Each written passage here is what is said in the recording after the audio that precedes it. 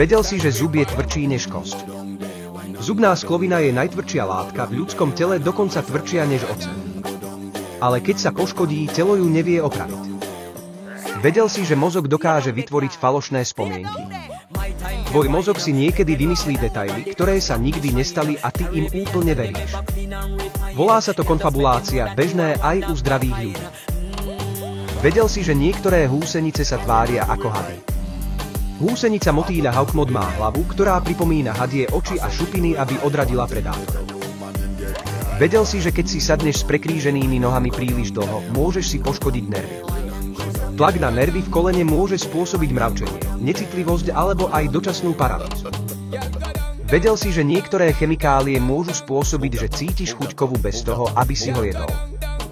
Napríklad adrenalín alebo lieky na migrénu môžu vyvolať kovovú chuť v ústach bez kontaktu s kovom.